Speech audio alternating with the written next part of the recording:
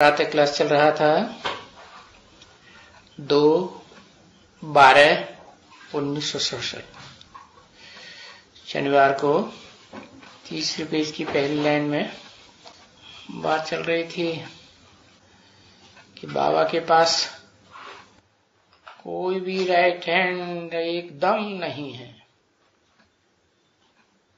सब नाफरमान बरदार, कोई आज्ञाकारी है ही नहीं। बाबा कहते राइट हैंड कोई नहीं है, नहीं तो देखो बहुत काम है। समझा ना? ये बॉम्बे में तो बहुत काम रहता है छपाई का, ये ट्रांसलेट चित्रों वगैरह का बहुत काम है।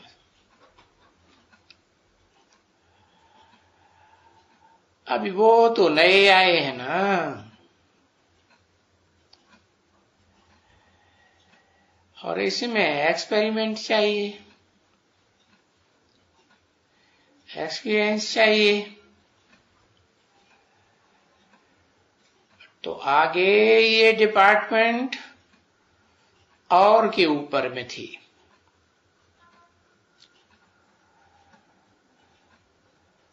तो वो अभी इंटरेस्ट नहीं है। समझा ना? क्यों नहीं? अरे कोई किस्म की बीमारी है,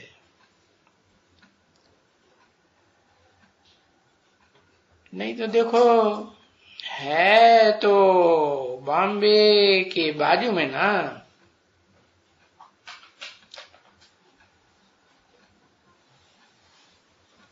तुम आत्मा कहाँ के रहने वाले हो?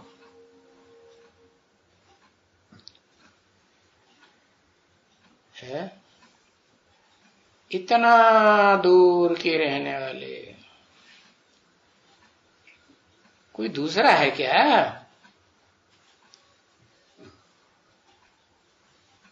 अब बाप कितनी दूर से आते हैं डायरेक्शन देने के लिए?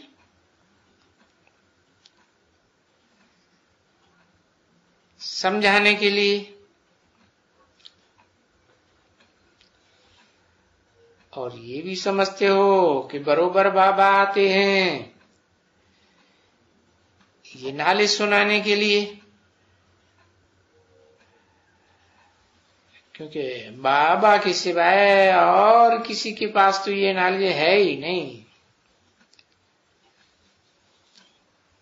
कौन सी नॉलेज?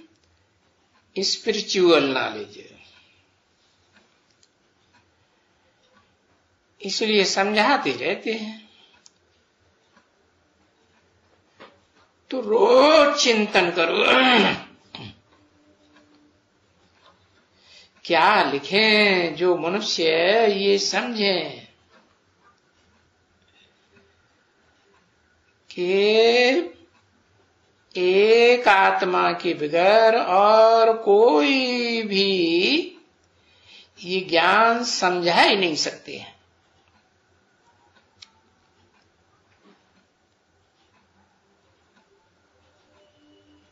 वो है ही सुप्रीम सोल।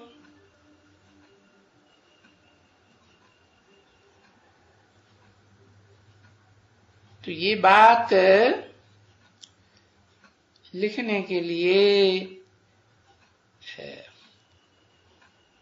अभी फुर्सत हो भी ना इन काम की। बहुत हैं जिनको ये बात का बस सुना, बस उनका, क्योंकि डिफिकल्ट बात है ना।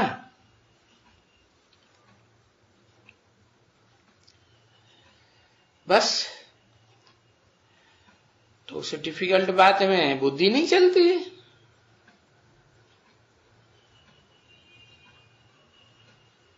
हाँ हो जाते हैं, छोड़ देते हैं। नहीं तो अक्सर करके ऐसी चीजें लिखनी चाहिए कि मनुष्य ये समझे कि सिवाय एक परमपिता परमात्मा के ये ज्ञान कोई के पास नहीं है।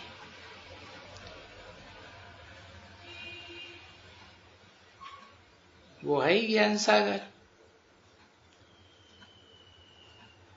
अभी ज्ञान सागर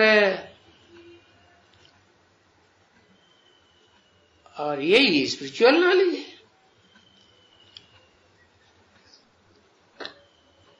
ये कोई भी नहीं समझते हैं।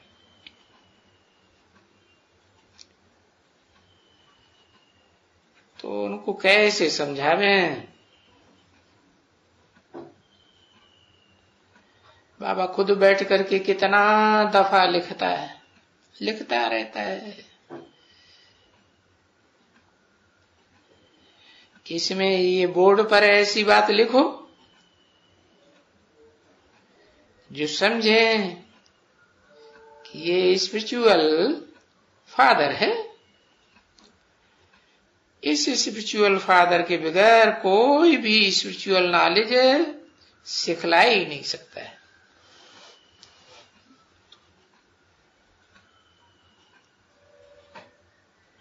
भले लिखे रहते हैं ना बच्चों वहां कि भाई गीता का ज्ञान दाता,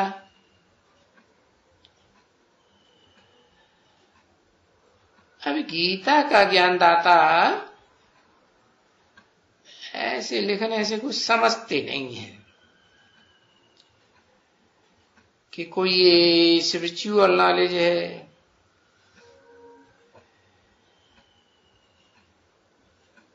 ये तो सही समझ लेते हैं।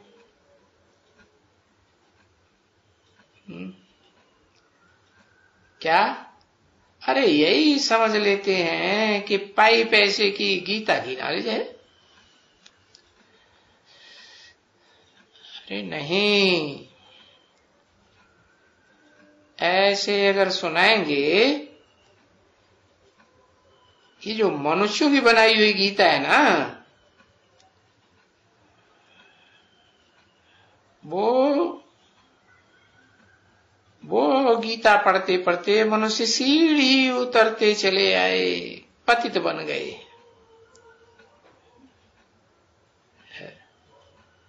और जो ज्ञानदाता शिव बाबा है, गीता का ज्ञानदाता, सन्मुख आकर के ओरली सुनाते हैं ना, तो वो जो गीता ज्ञानदाता है उसको समझते कुछ भी नहीं।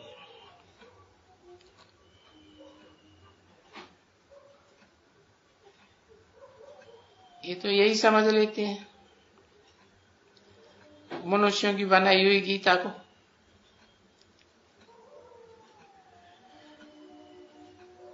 तो देखो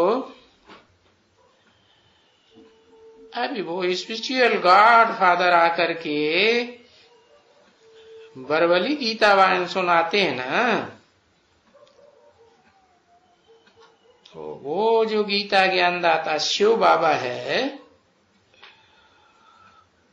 उनके मुख द्वारा डायरेक्ट सुनने से, एक के ही मुख द्वारा सुनने से, अरे मनुष्य सदगति को पाए लेते हैं।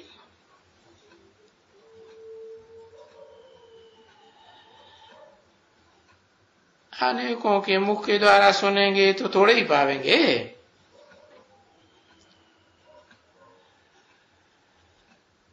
अभी देखो डिटेल में समझाते हैं।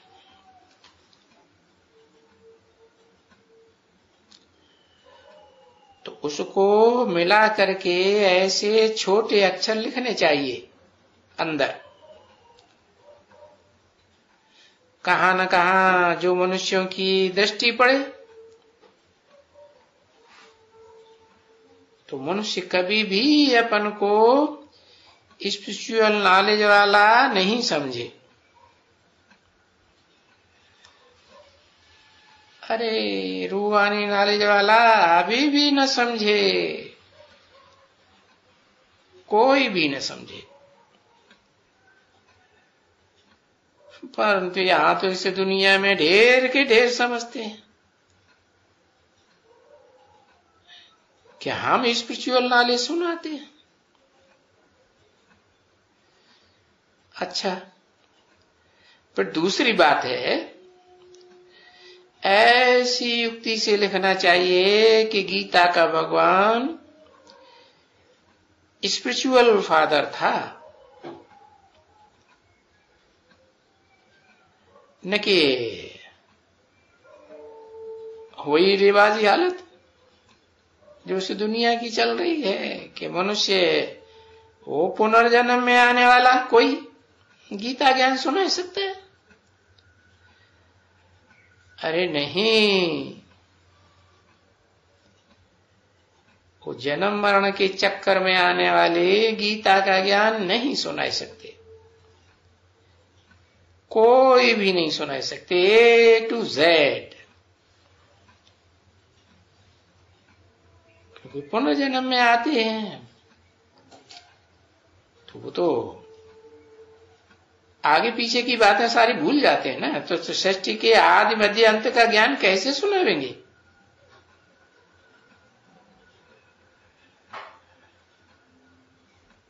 तो वो भी कहते हैं बाबा के बड़े एकदम।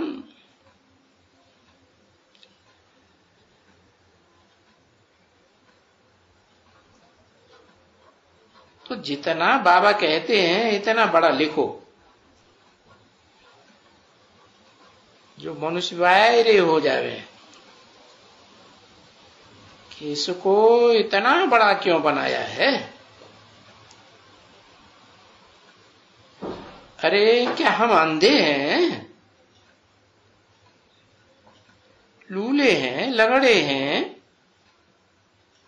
है कि कुछ समझ नहीं सकते हैं? इसने इतना बड़ा क्यों समझाया है? तो मनुष्य समझेगा ना कि भाई इसमें कुछ है जरूर, जो इतना बड़ा बड़ा करके लिखते हैं। क्योंकि यही बात है।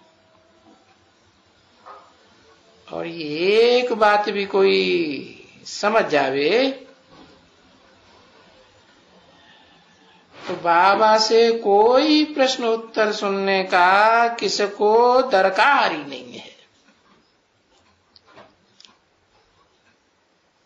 जबकि बाबा कहते हैं अरे अपन को आत्मा समझो, तो बाप को याद करो।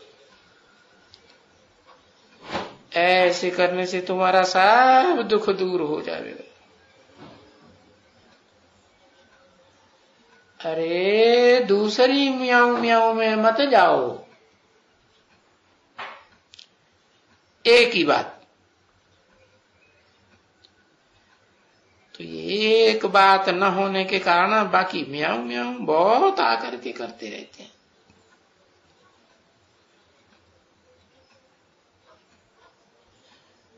तो उस एक बात में सब हो जाते हैं ना बच्चे, सभी दुख दूर हो जाएंगे। बुद्धि कहती है, समझ कहती है, बाबा को याद करते करते करते जो अच्छी तरह से याद करें,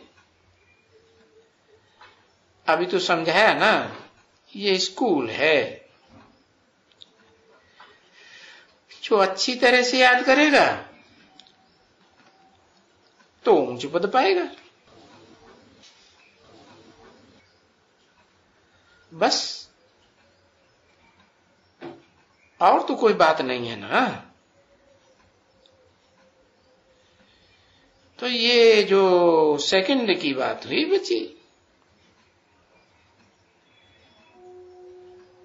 और कोई भी मनुष्य क्या पूछते हैं, है, उनको कुछ भी नहीं और बताओ, बस बोलो और कुछ पूछो मत।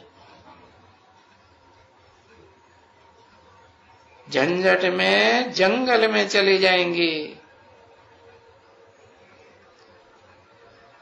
पूछेंगे तो गुम हो जाएंगे। ये सारी दुनिया एक जंगल कांटों का है ना,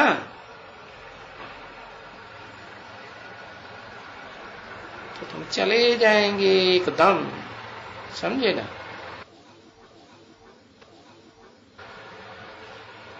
फिर कोई रास्ता मिलेगा ही नहीं।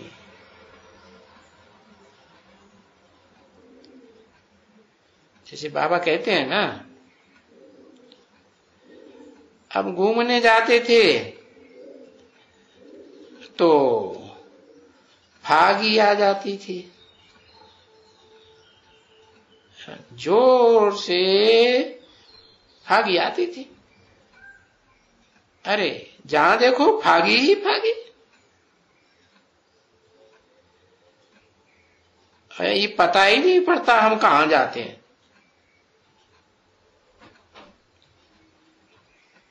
तो ये फागी में राइट लेफ्ट कुछ भी पता नहीं पड़ता है, बिल्कुल नहीं। 2/12/1967 की प्रातः क्लास का 4था पेज। कहां भी जहां चाहो तहां पहाड़ी आ जाती है, जहां चाहो खड्डे आ जाए। अरे हमको आबू में जाना है, तो हम जावे कहां? बस फागी ऐसी कि मुझे जावे।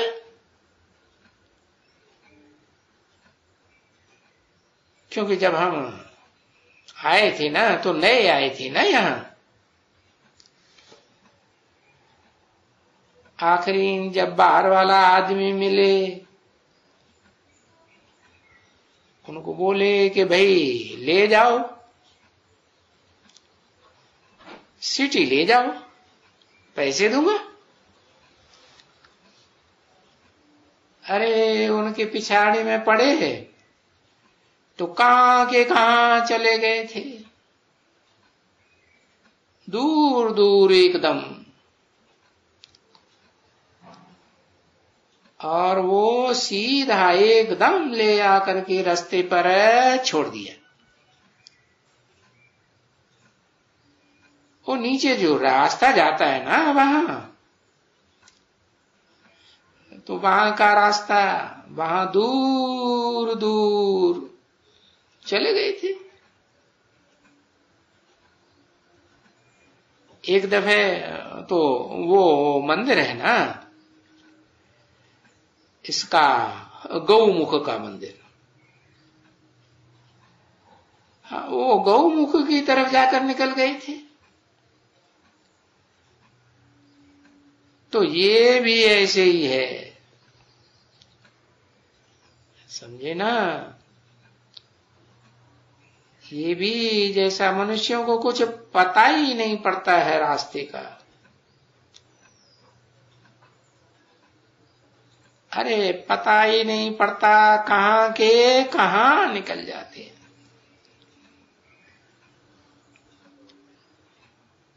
एकदम माया की तरफ में चले जाते।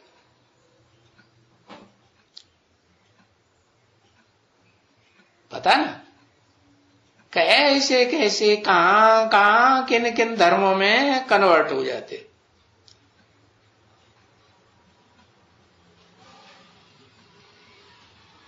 बाबा की तरफ में फिर कोई जाते नहीं, और तरफ में चले जाते हैं। अब ये तो बुद्धि का काम है ना। ये तो सबको एकदम बात ही एक बताओ कि भाई तुम आत्मा जरूर हो। यूं तो सब कोई कहेंगे कि हाँ हम हैं, ये शरीर विनाशी है, आत्मा अविनाशी है। अच्छा ठीक है, आत्मा अविनाशी है। अब इनका बाप तो बताओ, आत्मा का बाप अविनाशी बाबा है?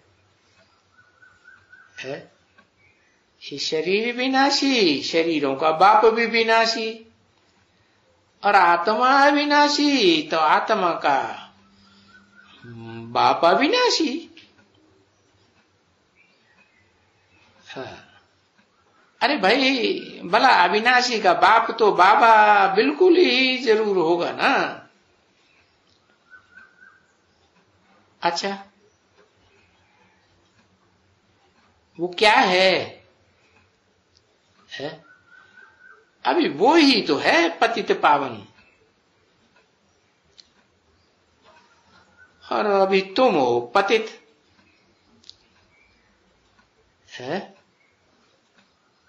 क्यों? क्योंकि तमो प्रधान है ये सृष्टि इस समय में। सतो प्रधान सृष्टि तो सतयुग में थी, अभी तमो प्रधान कलयुग है, सारी दुनिया ही पुरानी है। और या तो घर जाना है या तो नई दुनिया में जाना है।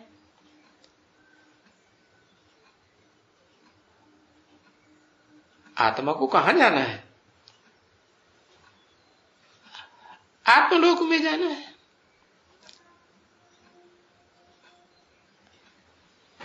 आत्मलोक में जाकर फिर नई दुनिया में आना है। तो दो चीज है। तो ये दो है ना, ये तो सिंपल बात है। या तो घर जाना है और या तो नई दुनिया में जाना है। तो वो देखो, नई दुनिया में भी आते हैं मनुष्य है, और अभी इस पुरानी दुनिया में भी आते रहते हैं, और इस पुरानी दुनिया के अंत तक, पिछाड़ी तक भी आते रहते हैं। समझे ना? आत्माओं के लोक से आते हैं ना, तब तो इतनी आबादी बढ़ती है। तो ऐसे नहीं है कि दुनिया ये पुरानी होती जाती है तो कोई नहीं आते हैं, नहीं। अरे जिनका जिनका पुरानी दुनिया में पार्ट है वो आते ही रहते हैं।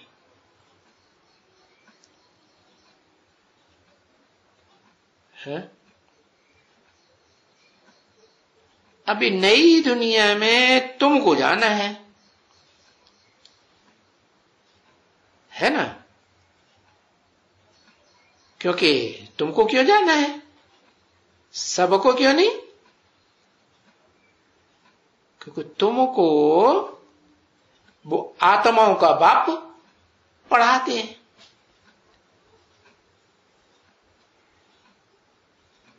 नई दुनिया में जो पहले गए थे उनको ही यहां आकर के पढ़ाते हैं।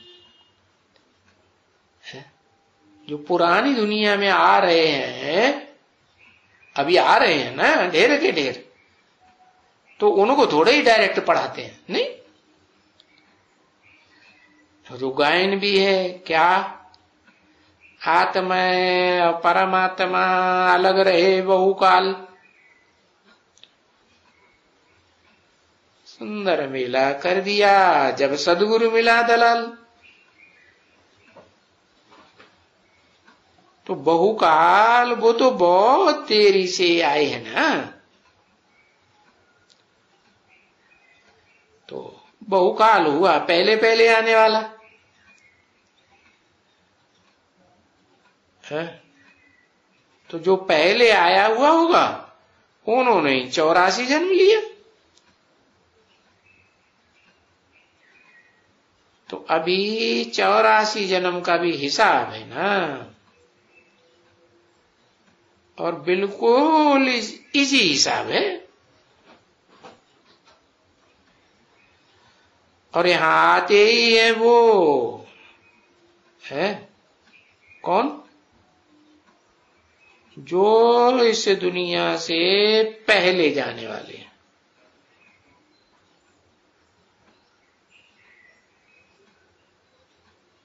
दूसरा कोई आएंगे ही नहीं। कहां? यहां बाबा के पास है ना। है? तो जो पहले जाने वाले हैं वो इस दुनिया में पहले आए थे, और जो बाद में जाने वाले हैं वो बाद में आते हैं, है ना। तो वो पीछे आने वाला पीछे आएगा, या तो यूं कहें कि जो पूरा नहीं पढ़ेंगे तो पीछे आएंगे। तो ये कितना हिसाब है बरोबर। बैठ करके अगर विचार कोई करे तो बहुत अच्छा विचार करके इसको सिद्ध करे कि जो भी पहले आने वाला है इस पर विचार करे। किस पर? किस दुनिया में पहले आने वाला कोई है या नहीं है? है? कौन है? जब ये दुनिया नई थी तो पहले कौन आया? जरूर एक तो पहले आएगा ना। इस बात पर कोई विचार करे। और दूसरा फिर ऐसे भी नहीं, पहले आने वाले सुनने वाले कोई पहले चले जाएंगे नहीं। फिर ये बात इम्तिहान के ऊपर भी है और पढ़ाई के ऊपर भी है।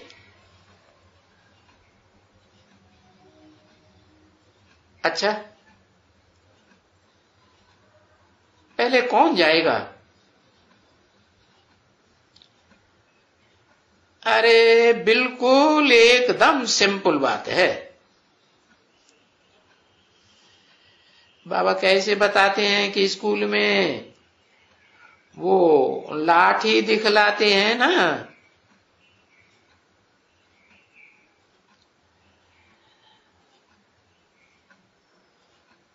जाओ वो आदमी या एक आदमी उसको हाथ लगा करके दौड़ करके आओ।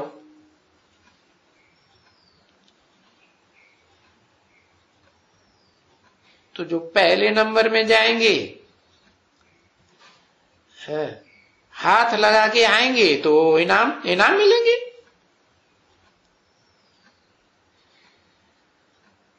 तो ये तो बच्चों को कहते हैं, ये बेहद की बात और बेहद का इनाम है।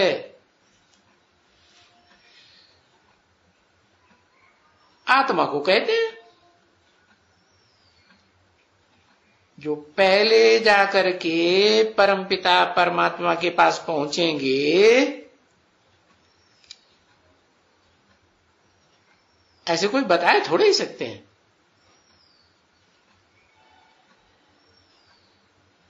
एक भी अक्षर याद कर दे वे बच्चे कि बरोबर हम वहां से आए हुए हैं पहले पहले, हमको जाना है। बाबा कहते हैं बाप को याद करते रहो तो फिर पहले चले जाएंगे। और दैवी गुण भी तो धारण करने हैं, है ना। तो ये बात तो अंडरस्टूड है, समझा ना। ये गुप्त जैसे ज्ञान में अंदर है कि पहले जन्म में तो जो आएंगे वो तो सर्वगुण संपन्न होंगे ना, पूरे 16 कला संपूर्ण होंगी। तो सर्वगुण संपन्न यहां होगा कोई,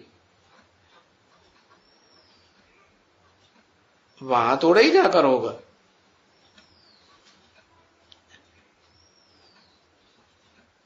है तो सर्वगुण संपन्न दैवी गुण धारण यहां करेगा, यहां करना होगा ना। तो फिर और याद करते रहना पड़ेगा। तो देखो चले जाएंगे। तुम क्या कहते हो? बाबा क्या शिक्षा देते हैं? दैवी गुण धारण करो। तो दैवी गुण धारण करने के लिए कहते हैं क्या करो? वो अपना चार्ट रखो। अच्छा, और याद की यात्रा के लिए भी तो कहते हैं कि चार्ट रखो। तो तुमको पता पड़ेगा कि हम फायदे में हैं या घाटे में जा रहे हैं। ये एकदम बिल्कुल क्लियर बातें हैं। तो एक तो रखते ही नहीं है चार्ट, और दूसरा फिर कोई भी कहो तो करते ही नहीं है कुछ, है बहुत मुश्किल। बहुत थोड़े हैं जो चार्ट रखते हैं। ओम शांति।